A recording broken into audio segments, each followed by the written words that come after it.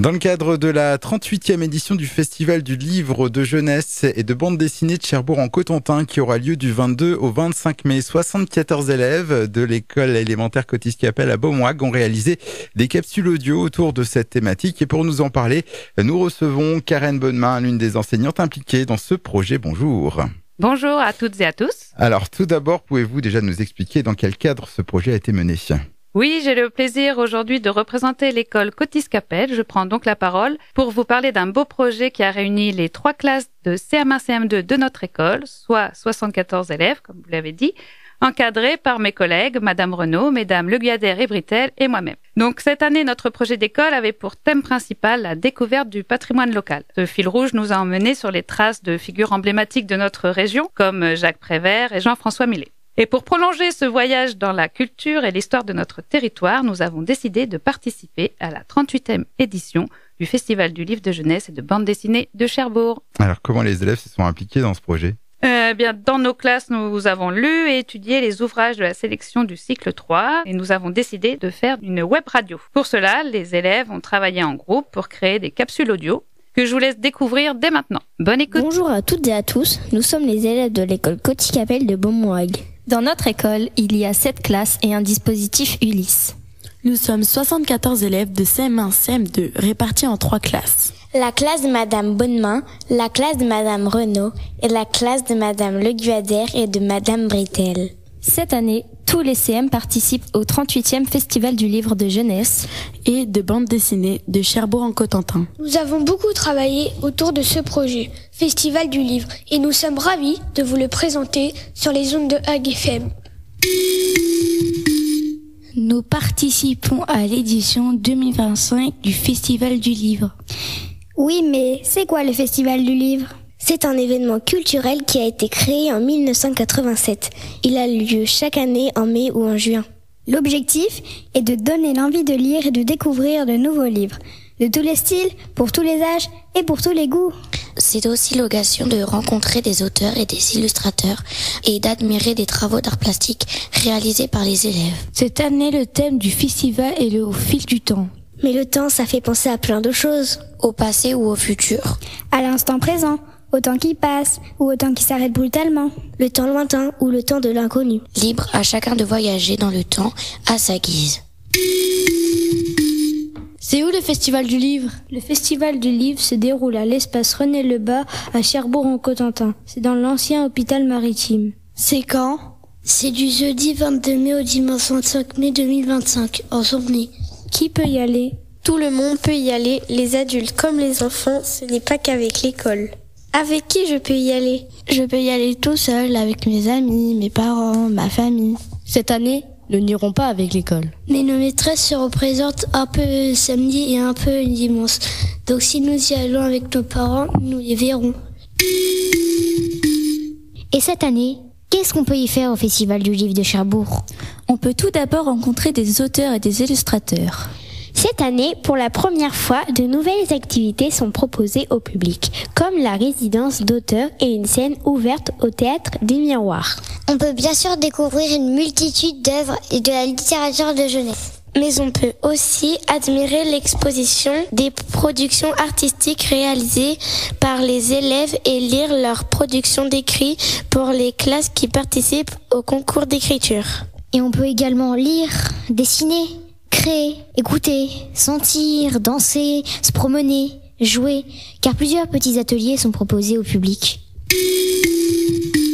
Et donc, dans chacune de nos classes, on a lu des livres. Cette année, dans la sélection proposée aux classes de cycle 3, il y avait 6 œuvres. Est-ce que vous avez lu des bandes dessinées ? Oui, on a lu La Volière aux souvenirs et La Grande Parenthèse. Est-ce que vous avez lu des romans ? Oui, on en a lu un petit intitulé Bleu comme l'espoir. Est-ce que vous avez lu des albums ? Oui, on en a lu 2 et pendant ce temps, Pesse, les bisons et Le jour où j'ai grandi. Et est-ce que vous avez lu d'autres types d'écrits ? Oui, on a lu une pièce de théâtre qui s'appelle Le problème avec les couvercles ronds.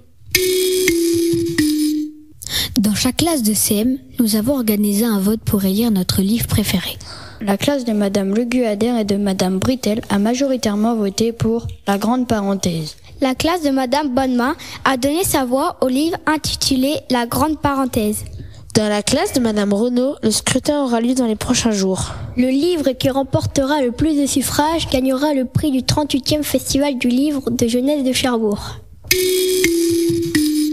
Nous avons choisi de vous parler de notre projet sur le Festival du livre à la radio. Pour cela, nous avons enregistré 15 capsules audio que nous avons préparées par petits groupes. Nous nous sommes d'abord partagé les thèmes puis nous avons écrit nos textes. Étienne est venu nous enregistrer à l'école. Nous avons parlé dans un micro comme si nous étions à la radio. Ce n'était pas facile. Donc, nous nous sommes enregistrés sur des tablettes pour nous entraîner à parler en articulant afin que les auditeurs puissent nous comprendre. Pour travailler l'art visuel, en classe, nous avons fabriqué un flipbook. C'est un livre qui permet d'animer un dessin. Nous devions représenter le temps. Nous avions 24 pages avec le dessin du collège de Beaumont-Hague. Il fallait dessiner un soleil et le décaler à chaque page pour donner l'impression qu'il bouge. Pour le voir se déplacer, il faut faire défiler les pages rapidement. Nous avons fait un deuxième travail d'art plastique. Nous devions représenter sur une feuille A5 ce que signifie le temps pour nous. Nous pouvions utiliser des pastels, des journaux, des crayons de couleur et des feutres. Certains ont dessiné l'âge, d'autres le temps historique, le temps mesuré, le présent, le passé et le futur. Nos flipbooks et nos dessins seront visibles à l'espace René Lebas. Parmi la section du festival, nous avons lu le livre « Le problème avec les couvercles ronds » qui est une pièce de théâtre. Puisque ça nous a bien plu, notre enseignante nous a proposé de la jouer. Et nous allons donc nous distribuer le texte et les rôles. Il y a 5 personnages, Monsieur Zaligas, Nora, Alex, Adam et Ninon. Le nom que Pan, c'est l'équipe Ultracassée. Pour réussir à mettre en scène la pièce, nous allons devoir travailler la lecture, la ponctuation qui nous indiquera le ton à utiliser. Nous allons devoir articuler et mémoriser notre texte. Il faudra parler fort, s'entraider et travailler en groupe. Nous allons devoir écouter tout le monde, participer et faire de notre mieux. Il faudra pas faire sous-chef. Et pour terminer cette chronique, nous allons vous présenter de façon plus détaillée chacune des œuvres que nous avons lues. Nous avons lu la bande dessinée La volière aux souvenirs, écrite par Valérie Wechar-Guilani et Nina Jacquemin. C'est l'histoire d'une jeune fille prénommée Louison. Elle vit avec sa mère, son père est mort 6 mois plus tôt dans un accident de voiture. Elle est très proche de sa grand-mère Fantine. Fantine a une passion, dessiner et écrire tous ses souvenirs sur un morceau de papier avec lesquels elle confectionne des oiseaux qu'elle accroche dans une grande volière. La mère de Candice déprime beaucoup depuis la mort de son mari. Un jour, Fantine fait un malaise et doit être hospitalisée. Louison doit alors s'occuper de sa grand-mère et de sa mère. Elle décroche les oiseaux de papier et lit à sa grand-mère ses souvenirs. Louison réussit ainsi à la faire sortir du coma. Nous avons beaucoup apprécié ce livre car l'histoire est belle. Elle est poétique et triste et elle finit bien. Nous avons aussi lu la bande dessinée La Grande Parenthèse de Simon Hureau. Théodore et Alphonsine vivaient en ville avec leurs parents. Un jour, comme le redoutaient les scientifiques, une grande tempête de feuilles mortes s'abat sur la ville. Les montagnes de feuilles bloquent toute la circulation et empêchent les gens de travailler et les enfants d'aller à l'école. Bientôt, les habitants sont obligés de s'installer à la campagne où ils trouveront plus facilement à manger. Tout le monde change ses habitudes, chacun aide à sa façon, on s'entraide tous. On construit des maisons en bois, en hauteur, on fait classe dehors. On joue sur les montagnes de feuilles. Puis un jour, le niveau des feuilles baisse. Et la vie d'avant reprend son cours, laissant à chacun de beaux souvenirs de cette parenthèse enchantée. Nous avons beaucoup aimé cette histoire, car nous aurions bien aimé être à la place des 2 héros et jouer comme eux dans les montagnes de feuilles. Nous allons vous parler d'un album intitulé Le jour où j'ai grandi. Il a été écrit par Madeleine Roth. C'est l'histoire d'une petite fille, Louve, qui se réveille un matin avec le sentiment qu'il est temps pour elle de grandir. Ce 31 décembre, elle se rend en forêt et réfléchit. Qui est-elle vraiment ? Que souhaite-t-elle devenir ? Elle pense à sa famille et à ce qu'elle voudrait leur dire. Au pied de son arbre favori, elle écrit 3 lettres. Une à son papa, qui est décédé, une à sa sœur, qui a quitté la maison, et une à sa maman. Nous avons apprécié ce livre pour ses illustrations réalisées au crayon de couleur et à l'aquarelle. Il nous emmène dans une forêt enchantée. Nous avons lu un livre qui s'appelle Bleu comme l'espoir de Michael Olivier. Ce livre parle d'un petit garçon qui a été cryogénisé et qui se réveille plus de 3789 ans plus tard. Il est parti en mission à bord d'un engin spatial avec 7 autres enfants. Ensemble, ils se lancent à la recherche d'une planète refuge, car leur planète mère n'est plus habitable. Que devenu leur monde, leur famille depuis tout ce temps? Réussiront-ils à accomplir leur mission? Vous aimeriez le savoir, alors lisez ce livre, vous ne serez pas déçus.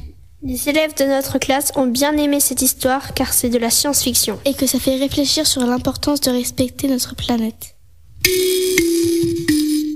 Nous allons vous présenter la pièce de théâtre qui s'appelle Le problème avec les couvercles ronds. Dans cette pièce, il y a 5 personnages. Nora, Alex, Adam, Ninon et Monsieur Zaligas. Nora est une nouvelle élève qui arrive dans la classe de Monsieur Zaligas. Il est très strict. Au bout de 3 jours, elle se fait confisquer ses bonbons. Avec l'aide de Ninon, Alex et Adam, elle va essayer de les récupérer. Les classes ont beaucoup aimé cette pièce car elle est drôle. Au fait, nous avons oublié de vous dire le nom de l'auteur. C'est Antonio Carmona. Nous avons lu un album dont le titre est « Et pendant ce temps, paissent les bisons ». L'auteur de ce livre est Michael El-Fati. L'histoire se déroule à la préhistoire. Sana est une jeune fille qui aime peindre sur les parois de sa grotte la vie des bisons dans le Margot. Au fur et à mesure, nous avons l'impression de vivre son histoire. Les illustrations sont très belles. Elles sont dans les tons de couleurs chaudes. Quand la maîtresse nous a lu l'histoire, nous nous sommes posé la question si c'était la réalité ou si c'était un rêve. Maintenant que vous avez toutes les informations, à vous de vous rendre au Festival du Livre pour tout découvrir. Bonne lecture! Et c'était donc les élèves de l'école élémentaire Cotis-Capelle à Beaumoig autour de cette thématique du Festival du Livre de jeunesse et de bande dessinée de Cherbourg-en-Cotentin qui aura lieu, on le rappelle, du 22 au 25 mai. Merci en tout cas, Karen Bonnemain, d'être venue nous présenter ce projet. Un dernier mot pour conclure? Oui, mes collègues et moi-même tenons à remercier tous nos élèves pour leur travail et leur implication dans ce projet. Nous remercions également Monsieur Étienne Lefebvre, notre conseiller pédagogique, pour son aide et sa disponibilité. Et enfin, nous vous remercions vous, AGFM, qui nous permettez de diffuser cette émission et ainsi valoriser le travail de nos élèves. Une dernière chose, chers auditeurs, si vous souhaitez davantage de renseignements sur le programme du festival, n'hésitez pas à aller visiter son site internet. On se retrouve ce week-end à l'espace René Lebas. Merci pour votre attention.